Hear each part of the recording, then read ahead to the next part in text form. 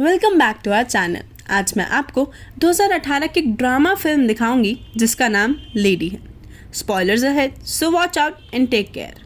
1789 में फ्रांस में madam D ला पोम्ब्रे एक युवा विधवा है जो प्यार में विश्वास नहीं करती और सोचती है कि विवाहित जीवन उसके लिए नहीं है।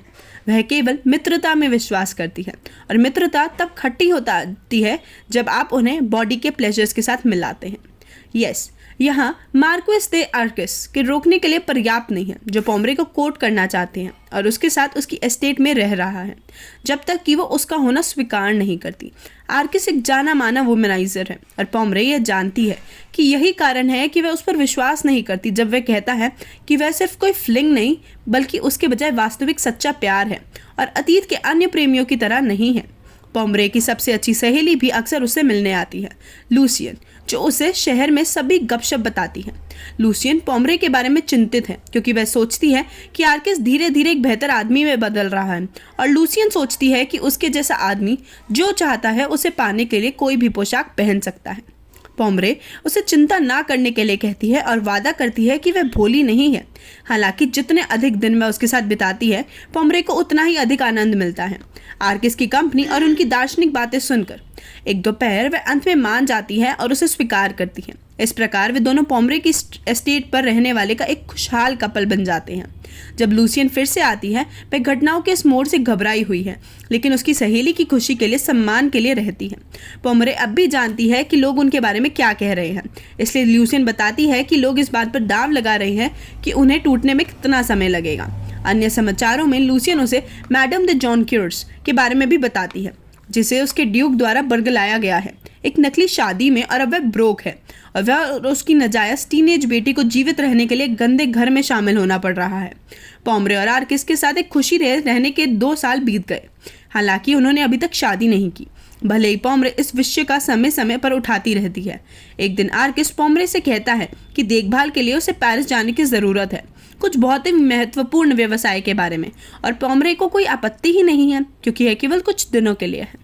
हालांकि जब आर्किस वापस आता है तो वह उसे शहर में कुछ बड़े निर्माण करने की योजना के बारे में बताता है जो उनके समय का एक बड़ा हिस्सा लेगा। तब से आर्किस पोम्ब्रे की उपेक्षा करना शुरू कर देता है, अपना अधिकांश दिन पेरिस में बिताता है और जब भी वह वापस आता है उसे इग्नोर रखने के पक्ष में ब्लूप्रिंट पर अपना ध्यान रखता है और एक आर्किटेक्ट के साथ बातचीत में लगा रहता है।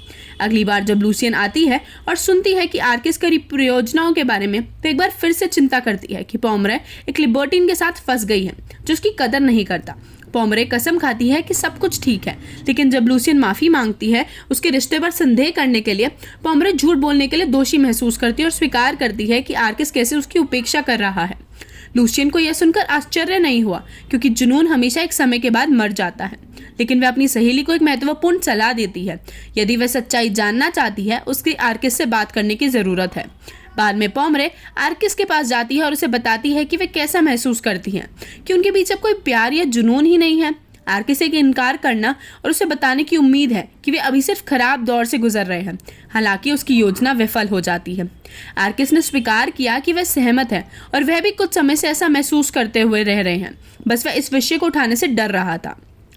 उसके ओपिनियन में कार्रवाई का सबसे अच्छा तरीका सिर्फ दोस्त बनकर वापस जाना होगा और पोम्ब्रे इसे फेक डिटर्मिनेशन से सहमत होती है, लेकिन बाद में वह दिल खोलकर रोती है जबकि लूसियन उसे दिलासा देती है।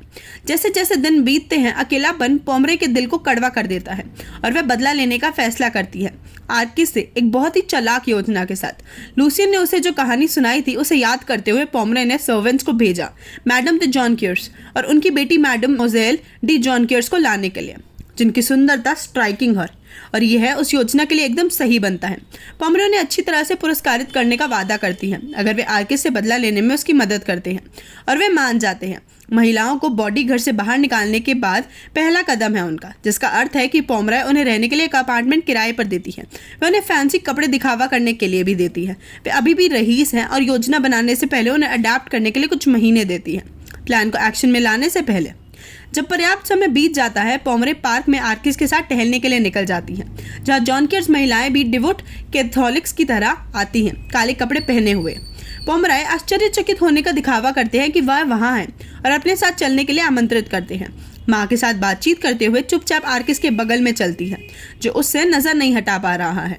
जॉन केयर्स को जल्द ही मास के लिए निकलने की जरूरत है, और जैसे ही वे चले गए, आखिर में पोमरे से उनके बारे में पूछता है, यह साबित करते हुए कि उसने चारा काट लिया है। पोमरे समस्याओं की व्याख्या करती है। एक ड्यूक द्वारा उन्हें बरगलाने के बाद वे इसमें शामिल हो गए, लेकिन कोर्डियन वर्क के बारे में विवरण छोड़ दिया। आर्किस को विश्वास नहीं हो रहा है कि बेटी जितनी खूबसूरत है उसे एक अच्छा पति नहीं मिला, इसलिए पोमरे ने उसे बताया कि उनका मानना है कि पैसे के लिए शादी करने से सम्मानजनक विनय बेहतर है। यह आर्किस को वर्जित की इच्छा के लिए साथ छोड़ देता है, और अगले कुछ दिनों के लिए वह जुनूनी है। जॉन केयर्स महिलाओं को फिर से ढूंढना, पार्क में बेतरतीब महिलाओं को रोकना और अंत में उनकी परियोजनाओं को इग्नोर करना। हताश होकर वह मदद के लिए पोमरे से भीख मांगने जाता है। रात के खाने के लिए जॉन केयर्स को आमंत्रित करते हैं, लेकिन पोमरे दिखावा करती है कि उसने कोशिश की है और उसे ठुकरा दिया गया है। हार मानने को तैयार नहीं, आर्किस ने कबूल किया कि पार्क में टहलने के दौरान वह और दी जॉन्कियर्स की बेटी कुछ लुक साझा करते हैं, एक कनेक्शन बनाते हैं। पोमरे उस पर विश्वास न करने का नाटक करती है और उसे याद दिलाती है कि उनके जैसे समर्पित कैथोलिक कभी भी उसके दो और नहीं देखेंगे, जिसे आर्किस को जो नहीं पा सकता वो और चाहिए। बाद में जब पोमरे ने लूजियन के साथ अपनी योजना साझा की तो उसे गर्व हुआ, आर्किस का मजाक उड़ाते हुए, क्योंकि वह हर दिन यह पूछने के लिए आता है कि क्या जॉन केयर्स के से कुछ सुना है। हालांकि लूजियन को लगता है कि वह दिल टूटने पर बहुत दूर जा रही है। इस बीच आर्किस आमंत्रित करता है अपने पुराने प्रेमियों के साथ अपने समय एक व्याकुलता के रूप में बिताने के लिए। फिर भी वह खुद को ऐसा नहीं बना सकता, क्योंकि उनका दिमाग केवल मैडमोज़ेल दे जॉन केयर्स के बारे में सोचता है। 7 सप्ताह बीत जाते हैं। आर्किस उदास अवस्था में बैठता रहता है, और जैसे ही पोमरे उससे मिलने आते हैं वह भीख मांगता है, कम से कम मैडमोज़ेल दी जॉन्कियर्स का एक चित्र, ताकि उसके पास एक हॉन्टिंग मेमोरी से कुछ तो अधिक हो। पोमरे अंत में उसके लिए दया महसूस करने का नाटक करती है और दोनों जॉन्कियर्स महिलाओं के साथ रात के खाने की व्यवस्था करती है, और आर्किस जो विनम्र मैनर्स दिखाता है। हालांकि पोमरे ने उसे मौके पर ही डाल दिया, कह रही है कि वह जॉन केयर्स के साथ फिलॉसफी पर चर्चा कर रही है और वे उसकी राय भी चाहेंगे। आर्किस वास्तव में फिलॉसफी के बारे में इतना नहीं जानता, उसने केवल कुछ उदाहरण सीखे हैं महिलाओं को प्रभावित करने के लिए, लेकिन वह मैडमोज़ेल के जुनून के बारे में कुछ अजीब विचारों को एक साथ रखने का प्रबंधन करता है। मैडमोज़ेल यूएस से प्रभावित होने का नाटक करती है। रात के खाने के बाद पोमरे माँ को दूसरे कमरे में ले जाती है, उसे कुछ किताबें उधार देने के लिए, आर्किस और मैडमोज़ेल को उद्देश्य के लिए अकेला छोड़कर। आर्किस उस पर कुछ और सस्ते दर्शन की कोशिश करता है और मैडमोज़ेल स्वीकार करती है, केवल 1 या 2 शब्दों के साथ। इस तरह की बैठक के बाद आर्किस और भी डिटर्मिन्ड है और मैडमोज़ेल डी जॉन केयर्स को पाने के लिए, इसलिए वह उसे खोजने के लिए पुरुषों का एक समूह को काम पर रखता है। ये लोग खोजते हैं कि जॉन केयर्स महिलाओं के लिए पूरा शहर, और जब उनमें से एक उन्हें चर्च में पाते हैं जब बेटी प्रार्थना कर रही होती है, तब आर्किस एक कलाकार को उसकी बेटी का चित्र बनाने के लिए काम पर रखता है। वह भी चर्च के बाहर इंतजार करता है जब तक मास नहीं किया जाता है, ताकि वह महिलाओं को उनके घर तक जाने और उनका पता जानने के लिए। फिर वह अक्सर उस क्षेत्र में दिखाई देने लगता है, गलती से उनसे सड़क पर टकराने का नाटक करना, लेकिन महिलाएं हर बार उसे नजरअंदाज कर देती हैं। आखिरकार आर्किस ने पुजारी को भुगतान करने का फैसला किया ताकि वह मैडमोज़ेल दी जॉन केयर्स को लेटर दे सके, जिसमें बहाने से एक पत्र लिखा है कि उसे एक ईमानदार आदमी की जरूरत है जो उसे शैतान के टेम्पटेशन से बचाए। जब महिलाओं को पत्र मिलता है तो वे इसे पोमरे के पास ले जाती हैं। जब वह उन्हें हार्दिक प्रेम घोषणाओं को पढ़ती हैं तो परेशान हो जाती है और पत्र को दूर फेंक देती है। कम से कम योजना ठीक चल रही है और वह महिलाओं को चर्च जाने का आदेश देती है। पुजारी को कहती हैं कि माँ ने पत्र को बिना पढ़े ही जला दिया। इस बारे में सुनते ही आर्किस और भी अधिक हताश हो जाता है और पोमरे से फिर से मदद मांगता है, लेकिन वह उसे याद दिलाते हुए नहीं कहती है कि वह मैडमोज़ेल दी जॉन केयर्स को केवल आग की लपटों को भड़काने के लिए नहीं रख सकता। आर्किस ने अनुचित पत्र के लिए माफी मांगना और भुगतान करने का फैसला किया और उन्हें 2 उपहार देता है, पैसे के साथ लिफाफा और एक हीरे का हार। तब से मैडम दी जॉन केयर्स हार को स्वीकार करना चाहती है। यह उसकी और उसकी बेटी की वित्तीय स्थिति को बचा सकता है, लेकिन जब वह पोमरे को दिखाती है वह उसे इसे मना करने का आदेश देती है, क्योंकि वे अभी भी इससे अधिक प्राप्त कर सकते हैं। मैडम दी जॉन केयर्स ने एक पत्र लिखा कि पोमरे बाद में आर्किस को महिलाओं के नामों में बताता है। उसे बताती है कि वे इसके इशारे से बहुत आहत हुए हैं और उनका पीछा करने के लिए उस पर पागल होने का नाटक कर रहे थे। आर्किस अपनी घुटनों पर क्षमा मांगता है, लेकिन पोमरे ने फिर से उसकी मदद करने से इनकार कर दिया। इस प्रकार आर्किस एक बड़े उपहार के साथ प्रयास करने का निर्णय लेता है। अगली बार जब वह जॉन केयर्स का दौरा करे वह और भी अधिक धन लाता है, 2 घरों का वादा करता है और हीरो का एक पूरा सेट लगाता है। मैडम दी जॉन केयर्स आंसू में है जब वह यह सब पोमरे के लिए लाती है, भीख मांगती है कि उसे अनुमति दी जाए इस तरह के अद्भुत उपहारों को स्वीकार करने की। लेकिन पोमरे बस उससे एक और अस्वीकृति पत्र लिखवाती है।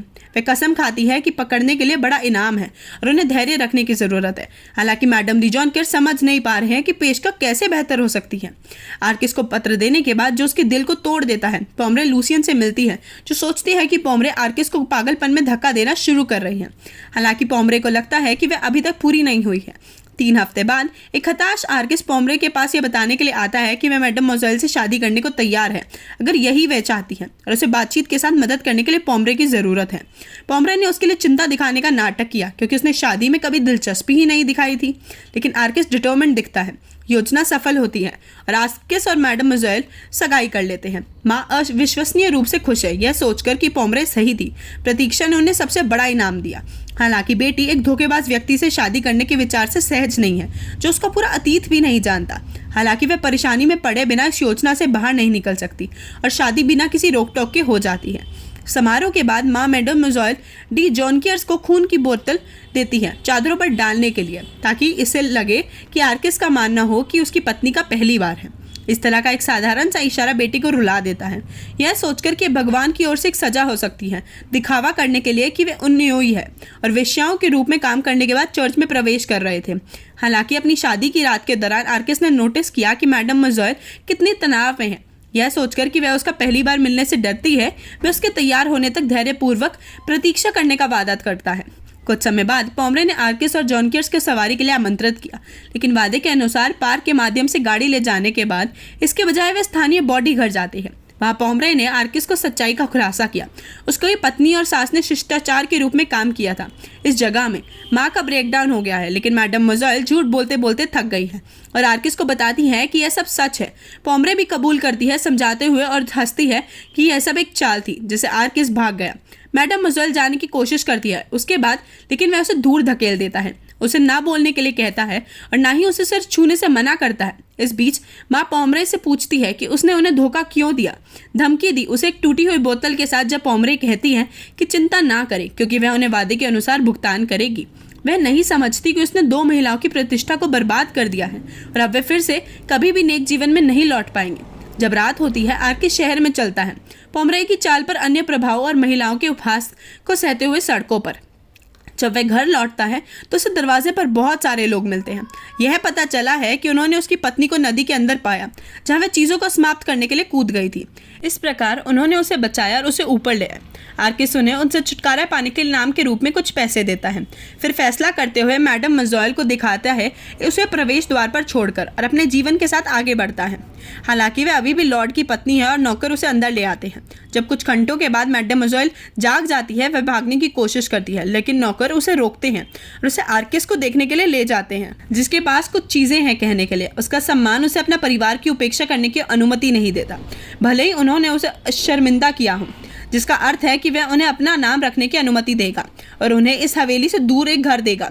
वह मैडम मोज़ेल के बारे में कही गई सब बुरी बातों को वापस लेता है क्योंकि उसके पास समय था शांत होने के लिए, और अब वह समझता है कि वह एक दुष्ट महिला का चाल में सिर्फ एक मोहरा है, इसलिए वह उसे स्वतंत्र चाहता है।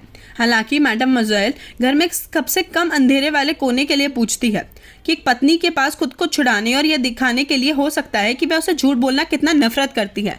आर्किस बताता है कि वह कितनी ईमानदार है और उसे रखने के लिए और अपनी पत्नी मानता है। स्वीकार करने से पहले उसे सब कुछ माफ़ कर देता है। कुछ दिनों बाद लूसियन शहर में होती है, जब वह आर्किस और मैडम मोज़ेल को देखती है यात्रा पर जा रहे हैं। आर्किस उसे समझाता है कि जब तक कुछ खत्म नहीं हो जाता वे ग्रामीण इलाकों में जा रहे हैं। गॉसिप्स मर जाती हैं और बदले में लूसियन कसम खाती है कि वह पोमरे की चाल में शामिल नहीं थी। आर्किस उस पर विश्वास करता है क्योंकि वह जानती है कि उसकी एक्स कैसी थी, और लूसियन से पोमराय को यह बताने के लिए कहता है उन तरकीबों के लिए आभारी है वो, क्योंकि उन्होंने उसे उसकी प्यारी पत्नी से मिलवाया है।